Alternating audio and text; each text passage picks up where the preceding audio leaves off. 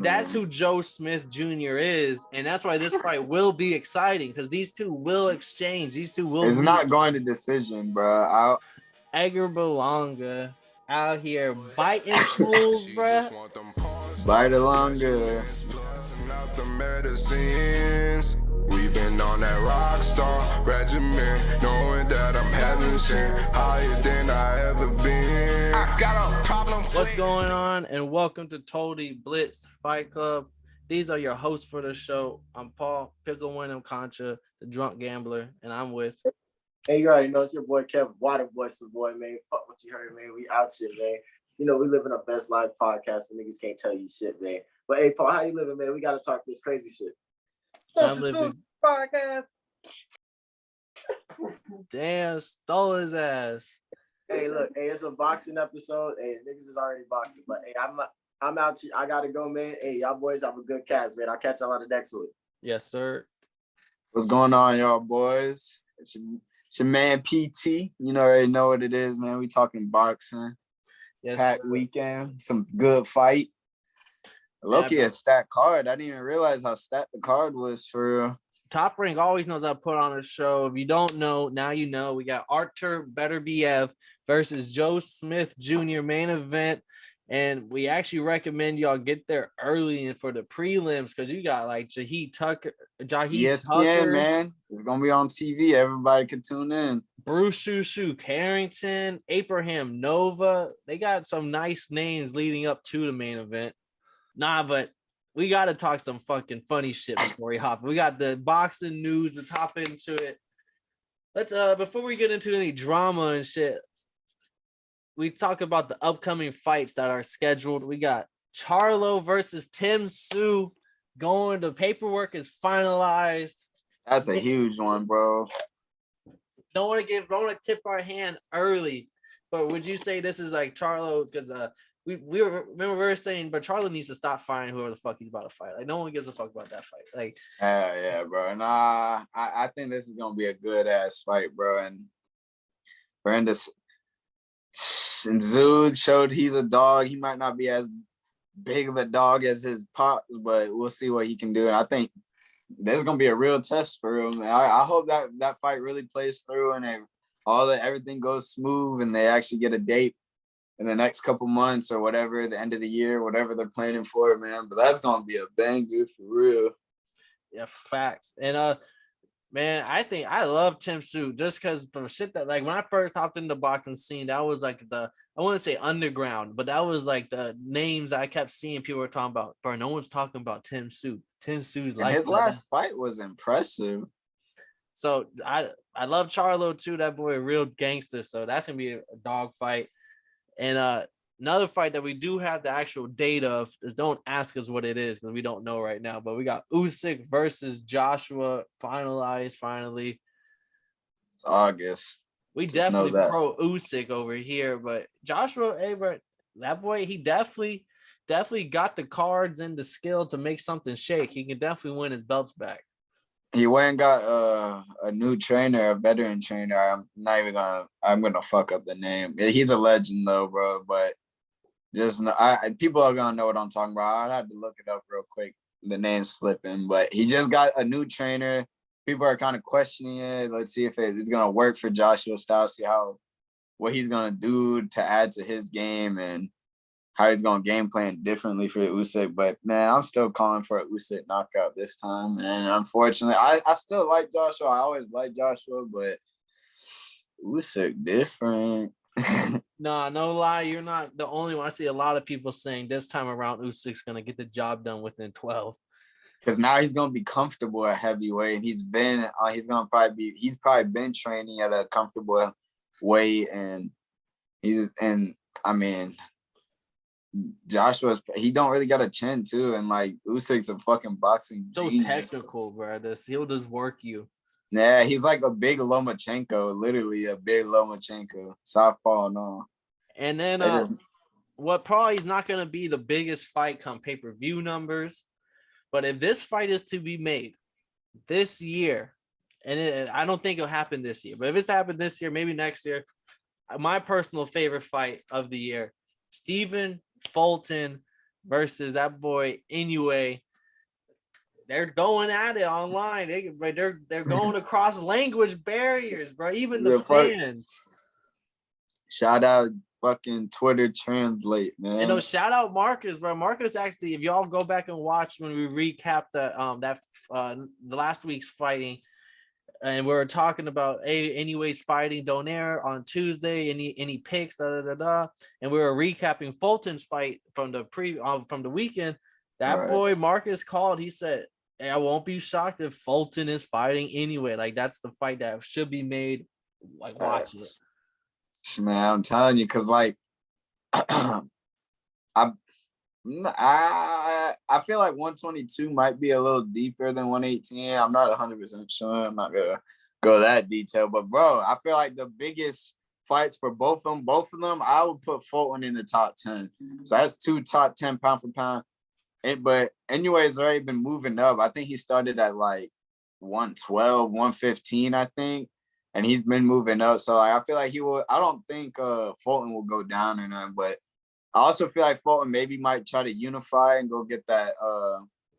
He only need one more. Yeah. So does Inoue just needs one more title. Yeah, so maybe they'll probably do it maybe like middle 2023 or That's like something like. It might come this year, but I don't see them boys leaving undisputed before. Yeah, like maybe if the money is looking right, they'll do it this year type shit. But I do, that would be huge. 2 undisputed and like they fight at 122 or whatever. That would be a huge fight. That one massive. And I low key the odds would be so even, bro. In my opinion, I was about to say, I ain't gonna lie, bro. I might lean. It's hard because I'm on the Inoue train now after watching his fight, but that boy Fulton, bro, he know how to box. He might be able to.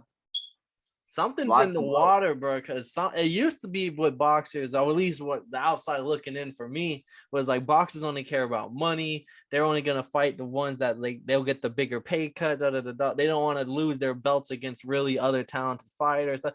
Nowadays, it seems like Terrence Crawford went undisputed, Canelo went undisputed. Like they just kind of made the train of like, if you don't go undisputed, you're not even like the real champ of your division. Like, exactly. I like it because and now people are like, hey, I gotta move up. I won all my belts, and you got all those belts. Yeah, bro.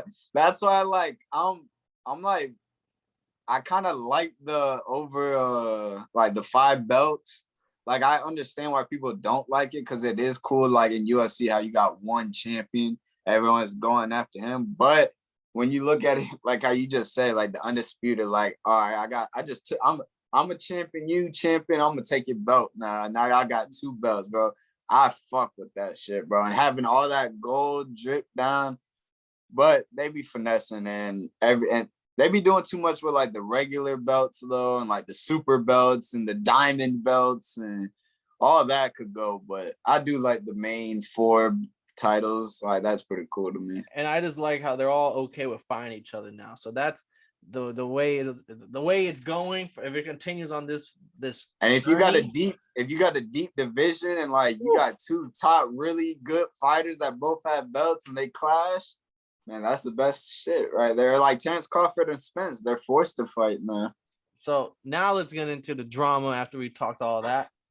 The chosen one, Edgar Berlanga, out here biting fools, bro. Berlanga. That boy, bro, man. Shout out my dog, bro, because this shit's getting real ugly for you, my guy. Because I seen today that they announced 6 months ban from the New York State Commission. So $10K fine. $10K fine. I don't know how much he gets paid for that fight.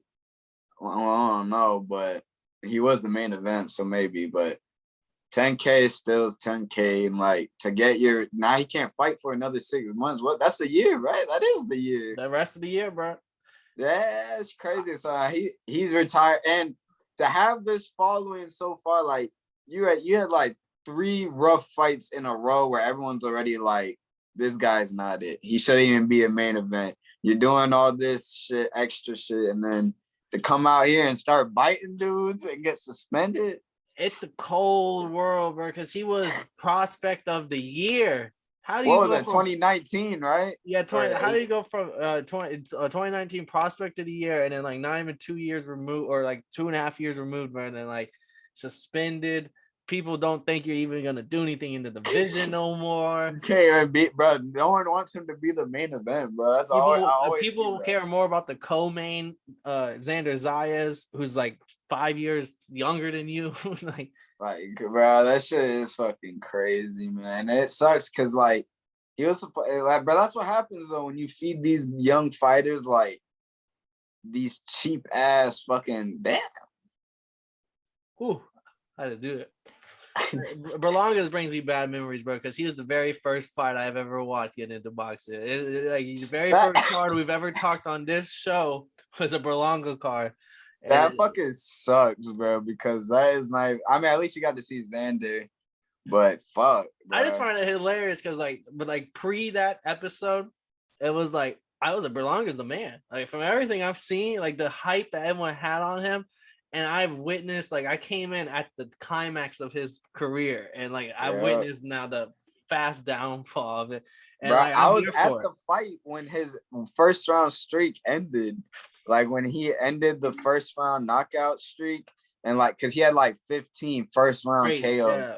And like I was at the fight, bro, and it was fucking. He was the co-main, but it was way deeper for the co-main event than the main event, and everyone had their phones out first round. Everyone's going crazy. Yeah, bro. Everyone was so. I did it too. I got the video still on my phone. I was waiting for the first round, but that was a fight he ended up fucking having a fucking battle, bro. And he ended up getting the KO like later in the match. But that shit crazy, bro, because he's having a downfall and it's not looking too good. Now you out for 2023. Your hype is even lower than it was before. Hell yeah, because they already talking shit on social media, bro. Now you gonna be in the fucking shelf next to you, bro. Yeah, you got the like. I hope you take these 6 months, train, learn, get the mental right, and come back way better. But let's talk about this card we got this weekend. Actually, honestly, I think this fight needs way more love. We got Artur Beterbiev versus Joe Smith Jr. The common man. And I think Beterbiev, his nickname is Beastly. Yeah, he's fucking. And he gets that nickname from his training. His ass has been going through some crazy ass training. Yeah, bro. His fucking training shit is insane, man. And he's older too. That's what shocked me because he doesn't have a lot of like 17 pro fights, but he's only like but he's like what 37? Yeah, he's 37. I guess trying to get from where he's from, the Czech Republic, the visa, all that stuff. It took a while. Right. So he didn't really get the start, but he did have a hell of an amateur career. If you don't know, that boy went 295-5 over his amateur career. Former Olympian. And if you don't know Joe Smith, like the common man, that boy's fought a lot of people. He's fought Bernard Hopkins. You brought up when Bernard Hopkins got knocked out the ring, our last fight card. And it's funny because that's Joe Smith is the person who knocked Bernard Hopkins out of the ring and KO'd him on his final fight. He won the split decision over Jesse Hart. He won the belt when it was vacated against Maxim Vasquez. So like he has a decent resume. He has a few losses to get like Bivol. That boy Bivol beat breaks off of him for 12 rounds. Yeah, man. It's hard when you Bivol beat the GOAT and shit. That is true. Bivol has he has kind of stamped that this is his division right now. Even though Beterbiev, it's like I mean it is gonna be hard, especially if Artur. That's why I'm just gonna have to keep it AB. I'm just gonna call him AB for now, AB. just to keep it short. We know who the real AB is though. Shout out, but I think, bro, for real, like if AB can put on a great performance, man, he really might take the division. Even though what he did, Canelo, it's hard, bro, between those two, AB and Bivol, bro, and they just gonna have to clash it out. But well, who knows? Maybe Joe Smith makes the reigns on that parade because this is the unification bout here, bro. Like he is older. Could Joe Smith try to take it over, bro? what happens like in his championship fight when he was down in the beginning of the first couple rounds, he was down, started to come back alive towards the end of the round. AB's been dropped. He's been dropped a couple of times in a couple fights. Colin Johnson dropped him twice before him getting knocked out by Beterbiev or AB. Yeah, his hands are just fucking rocks, bro.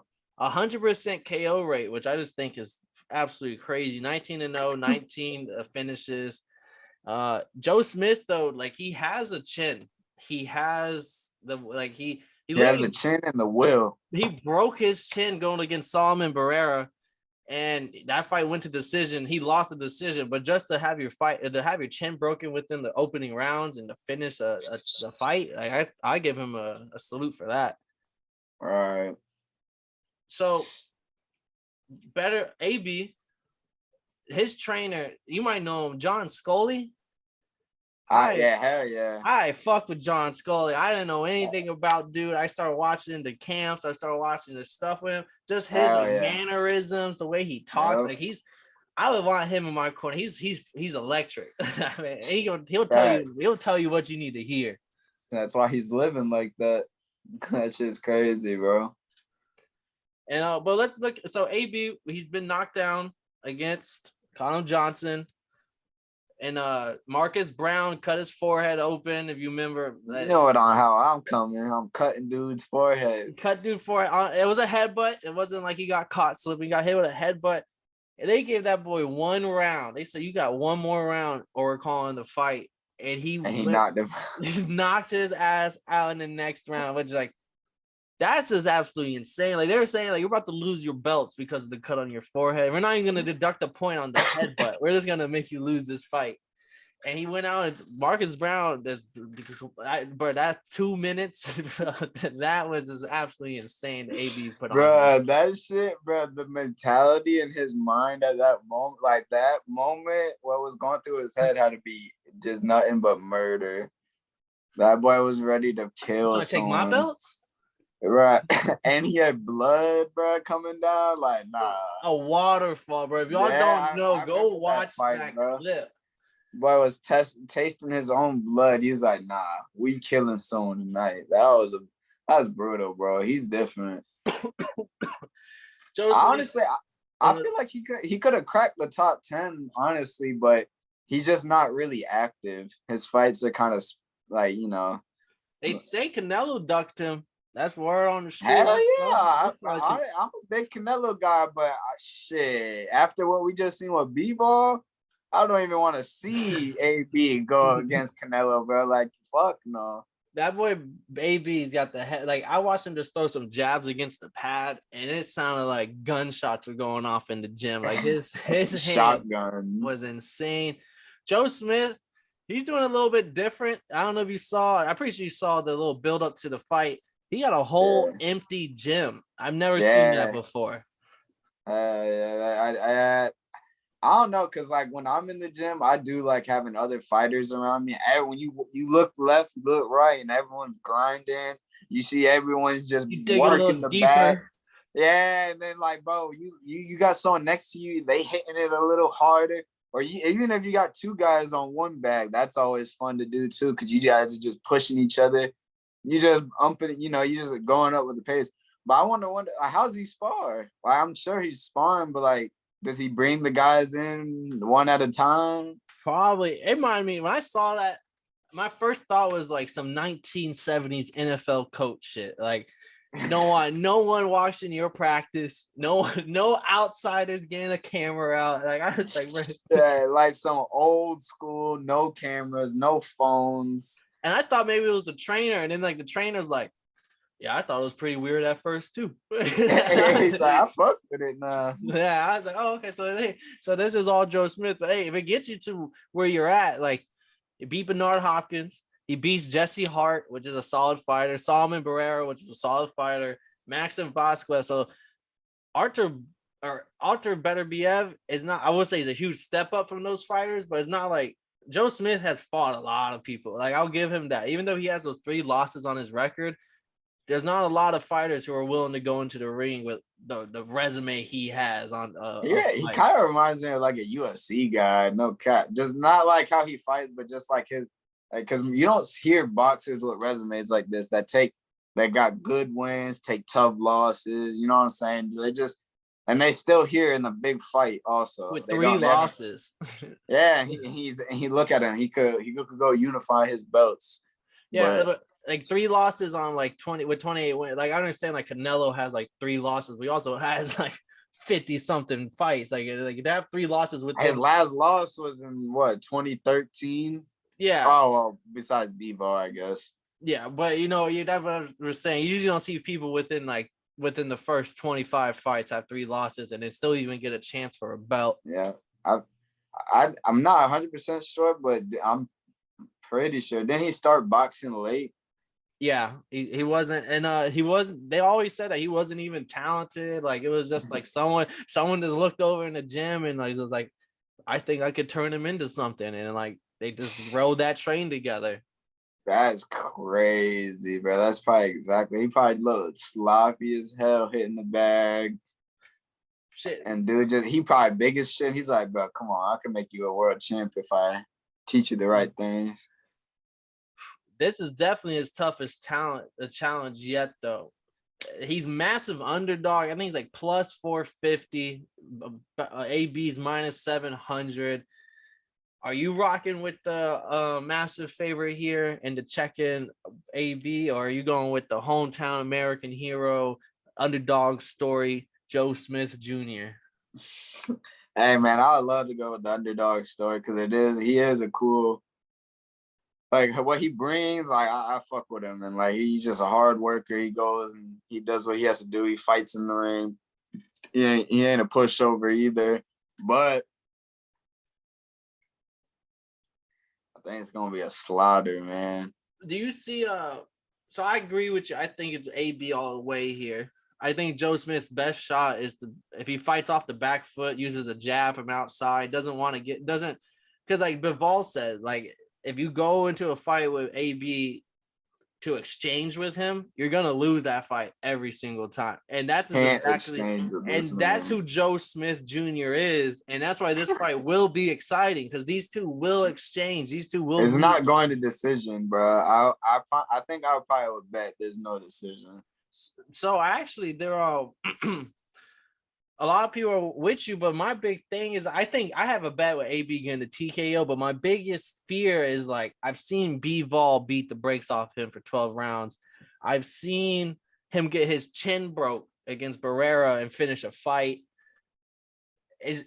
But then also you could look at the AB and you're like, this motherfucker finishes people. Like, and it's not like he has a fucking break. And it's not like a one-hit KO, because that's what Joe Smith is. Joe Smith is a one-hitter quitter. If he catches you with that one right, you will be lights out.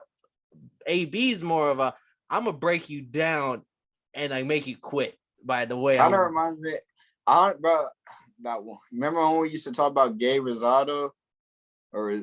Right, it's gonna be like that versus Triple G, bro. I think Joe Smith. It could go to decision. It could be one of those where he's just taking so much punishment. He's just kind of just hanging around.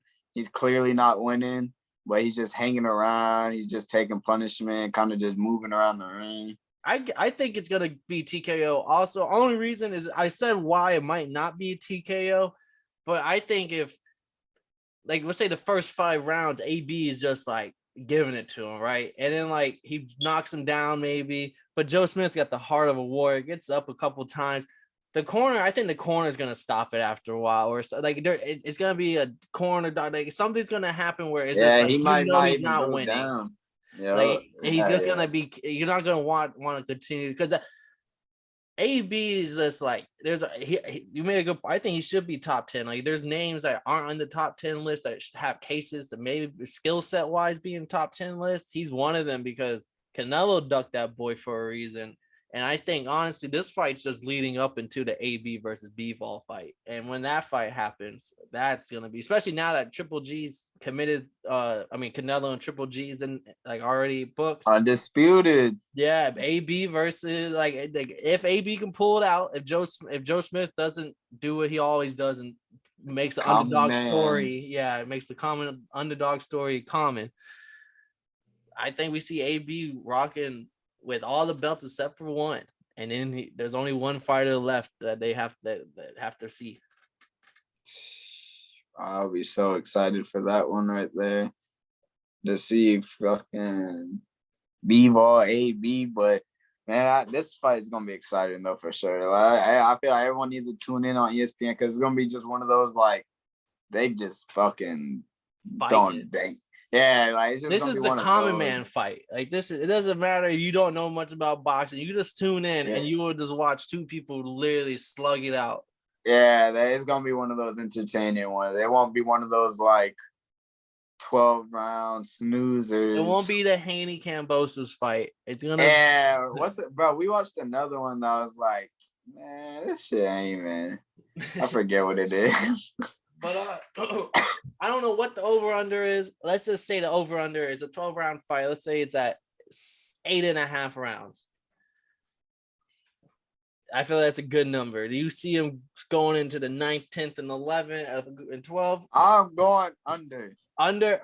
Give me the over. I see a late stoppage in like the 10th round, but you got under. Yeah, I can see that just because I feel like Joe Smith is gonna be like one of them piece of shits that just doesn't want to go down. And he's just fucked up, and he's just gonna be eating shit and fighting back towards the later Irish rounds. blood in him. Hell yeah. Man, fuck the Yankees. They just walked off on the Rays. Damn. Well, shit. Stay tuned. We got UFC this weekend. Cater versus Emmett. It's gonna be a banger. And honestly, it's the same style here for boxing. You got Artur Beterbiev versus Joe Smith Jr. Another stand-up banger. Catch those fights this weekend. And of course, catch us on Monday. We're always going to do a Monday or Tuesday early in the week. We'll recap if anything you missed, we'll cover it for you. This has been another episode of Totally Blitz Fight Club. I'm Paul Pickham William Concha. I'm joined with Marcus Primetime PT Penley. And if you don't know, now you know, motherfuckers. Problem with being problematic. Get the light beam on me ready for electrostatic. Don't you step into this box if you're not batting. Then my gang got tools. You could call them boy crack.